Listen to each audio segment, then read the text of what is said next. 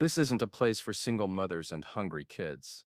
The diner owner shouted. She hugged her children and turned away in silence. No one in the diner spoke up. No one asked them to stay until a military vehicle stopped outside, and two Marines walked in. Not ordering food. Why would a denied dinner make an entire Marine Corps furious? Welcome to QH. Let's uncover what really happened. Erin Mallory's hands trembled slightly as she counted the worn bills in her wallet.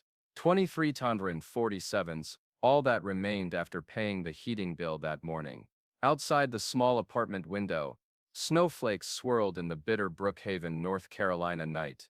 Christmas Eve lights reflecting off their crystalline surfaces. "Mom, are we still going out?"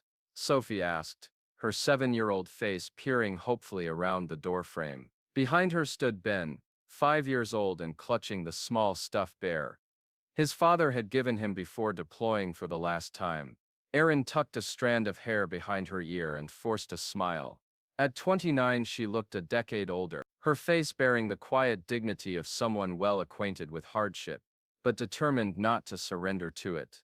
"Yes, we're going," she said, zipping up Ben's jacket and straightening Sophie's red hat. It's Christmas Eve after all. 3 years had passed since the military chaplain and notification officer had appeared at her door with news that turned her world to ash. Sergeant Captain Mark Mallory killed in a transport accident, leaving behind a young widow and two small children. The life insurance had covered funeral expenses and part of their medical debt, but vanished quickly under the weight of everyday survival. Now Erin worked night shifts at a local convenience store, serving customers while her children slept under the watchful eye of Mrs. Abernathy from next door. Every penny was accounted for, every expense questioned, every luxury deferred indefinitely. But Christmas Eve demanded something special. A small memory for her children to hold through the long winter ahead.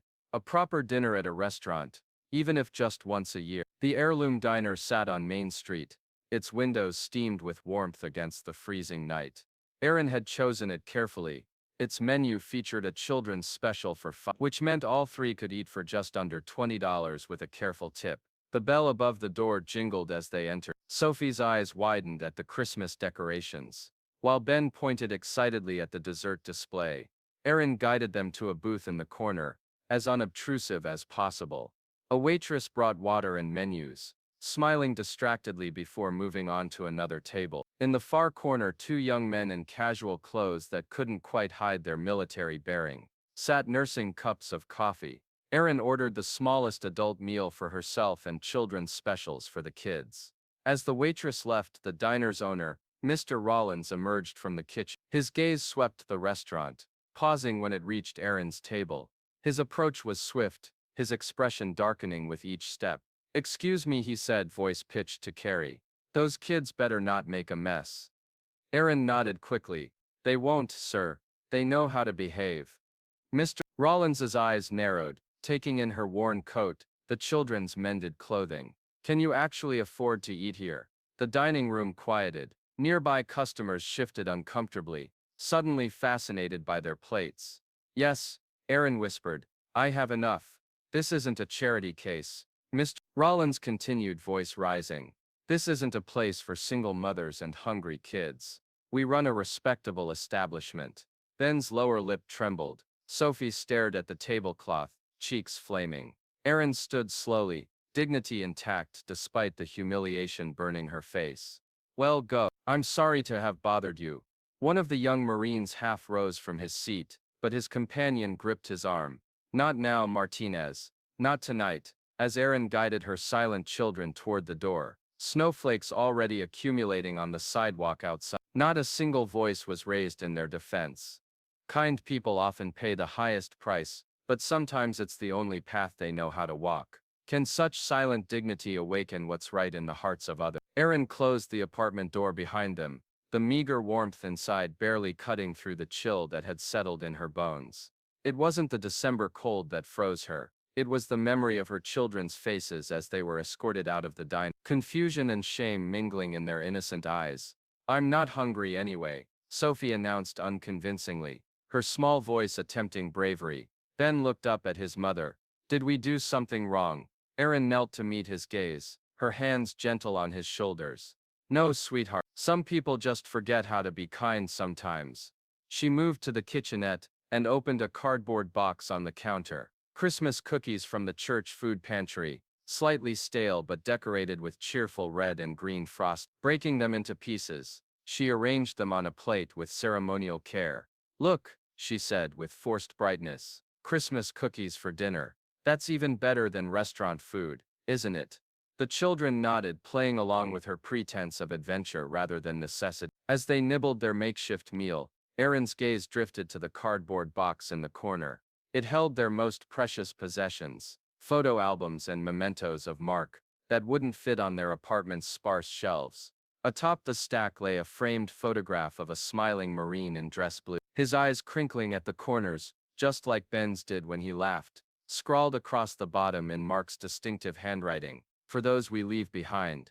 Morning arrived with unexpected consequences. Someone at the diner had recorded Mr. Rollins's outburst on their phone. The video spread through local social media channels, comments accumulating with each share. "Who does she think she is, dragging kids out for sympathy meals?" wrote one commenter. Entitled much, "Restaurants aren't daycare centers," added another. But others responded differently. "I've been where she is, only I didn't have two little ones depending on me. Those kids were better behaved than most who eat there regularly." In a private Marine Corps veterans group, the video sparked a different conversation. A user with the handle Desert Dog 78 commented, "McKinley, wasn't that the name of a Marine from the Fallujah deployment?" The question set off a chain of messages. Service records checked, connections made. Within hours, Major Adam Sterling, currently stationed at Camp Ridgefield, just outside Brookhaven, received a text message with the video link, and a name he hadn't heard in years.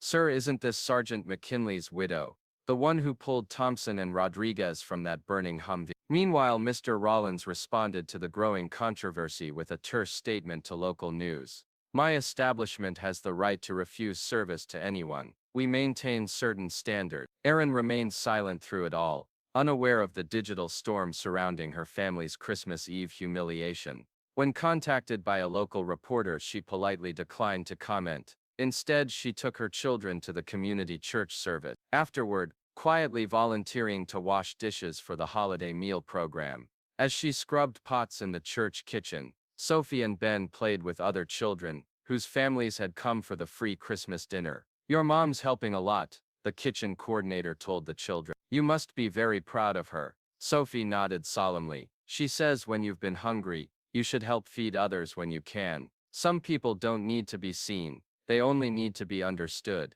If you believe gratitude is something that should never be forgotten, type respect." The day after Christmas, Erin sat at her small kitchen table, staring at the utility notice. "Final warning before disconnection," the bold letters announced, detailing the winter surcharge that had pushed her carefully balanced budget into deficit. She quickly folded the paper and tucked it into her pocket, as Sophie and Ben emerged from their bedroom. "Is it cold outside today too?" Ben asked, pulling his blanket around his shoulders. "Just a little," Aaron answered, though the apartment's thermostat had been lowered to 62 degrees to save money. "We'll cuddle under blankets later, and read stories. It'll be cozy." Sophie looked thoughtfully at her mother. "Mom, would Dad know about what happened at the restaurant? Does he see us from heaven?" Aaron's throat tightened. "I think he sees the important things," she managed. Across town, the Heirloom Diner was experiencing its usual post-Christmas lunch rush. Mr. Rollins moved between tables, greeting regular customers, and directing his waitstaff with characteristic brusqueness. The video controversy had brought a few negative comments online, but his loyal customer base seemed largely undisturbed until the dark green military vehicle pulled up outside. Conversations paused as two Marines in crisp service uniforms entered. Unlike the casual off-duty presence of military personnel common in Brookhaven, these men moved with official purpose. They didn't take a table or approach the counter for takeout. Instead, they stood just inside the entrance, scanning the room. One nodded to the other, who stepped outside briefly before returning with a third man, Major Adam Sterling, his rank insignia catching the light. Mr. Rollins emerged from the kitchen, wiping his hands on his apron. "Can I help you, gentlemen?" Mr. Rollins, Major Sterling asked, though it wasn't really a question. "We'd like a word." When they were seated in a corner booth, the Major removed a photograph from an envelope. and placed it carefully on the table between them. "Do you recognize this Marine?" he asked. Mr. Rollins glanced at the picture of a smiling man in combat gear, arm thrown around a fellow Marine amid a dusty landscape. "Should I? Sergeant Captain Mark Mallory. He died 3 years ago, leaving behind a wife and 2 children." The Major's voice remained level, professional. "The same family you refused service to on Christmas Eve." Color drained from Mr. Rollins's face. "I didn't. I had no idea who they were." "Exactly," Major Sterling said. "You had no idea that Sergeant McKinley saved 5 Marines during an ambush. You had no idea he received the Bronze Star posthumously. You had no idea that the woman you humiliated has been working 2 jobs to keep her children fed since losing him." The Major leaned forward slightly. "We Marines have been hungry too, Rollins, but we've never turned away another hungry person, especially not the family of one who gave everything." By afternoon, a sign appeared in the diner's window, authorized by the local Veterans Association. It read simply, "Refused service to the children of a fallen hero." Business evaporated. Regular customers found other places for coffee. Christmas tourists read the sign and moved on. By evening, Mr. Rollins stood in an empty restaurant, the financial impact of his actions becoming unmistakably clear. At her apartment, Erin found an envelope that had been slipped under her door. Inside was a handwritten letter on Marine Corps stationery. "Ms. Mallory, we once owed your husband our lives. Now we know how to repay that debt. Semper Fidelis isn't just a motto. It's a promise to our own Marx brothers." Accompanying the letter was a box containing gift cards for groceries, warm winter clothing in the children's sizes, and an educational savings bond for each child. That evening, as Ben tried on his new jacket, dark blue with red stripes, exactly like he'd wanted, he looked up at his mother with serious eyes. "Mom, can I be a Marine someday, like Dad?" Erin knelt beside him, straightening the collar of his jacket, as tears threatened to spill. "Only if you learn to protect others the way these Marines protected us." Sophie joined their huddle, wrapping her arms around her mother's neck. "We don't need that restaurant anyway," she whispered. "We have each other." When justice doesn't come from courtrooms, it arrives through the hearts of those who know what loss truly means. If you still believe in ultimate justice, type yes. Spring arrived in Brookhaven, melting winter's bitter memory. Erin's life had transformed in ways she could never have anticipated that snowy Christmas Eve.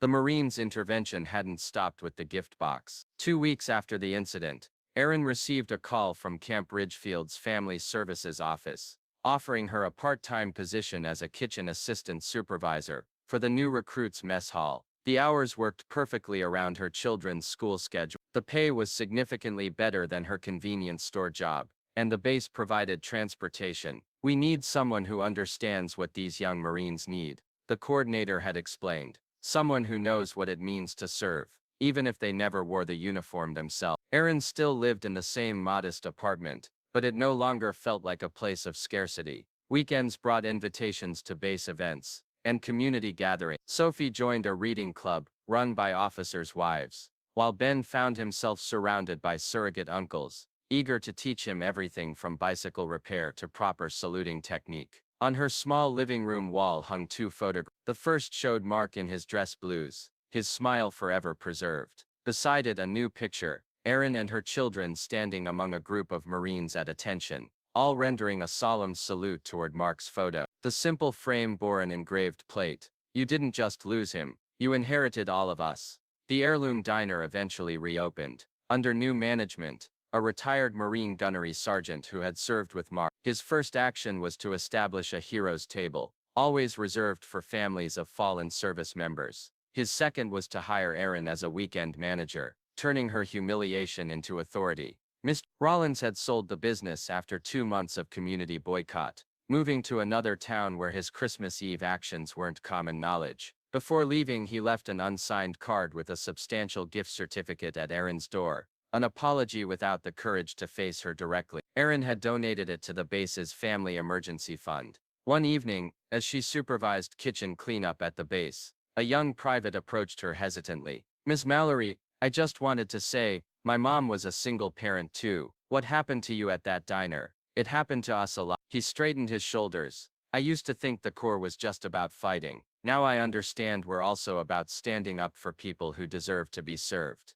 Erin smiled, recognizing in his earnest face the same determination she saw daily in her mirror. That's exactly what Mark would have said. As she drove home that night, Erin passed the diner where their Christmas Eve had unraveled. Through the windows she could see families gathered, including several in military uniform. The hero's table was occupied by a young woman with a toddler, another widow being honored rather than humiliated. Some meals are never served, but we remember them forever for who was turned away, and who chose to stand beside them. That spring evening, Erin stood on her balcony, watching Sophie and Ben chase bubbles across the tiny courtyard. She held the letter from Camp Ridgefield gently, rereading the part that mentioned Michael's legacy. It wasn't just about one meal, it was about dignity rediscovered, voices lifted in her defense, and the unshakable truth that love endures louder than shame, longer than winter. When I first heard about Erin's story, it reminded me of my own mother. There were nights when we had nothing but kindness from strangers to hold us over. We never forgot those faces.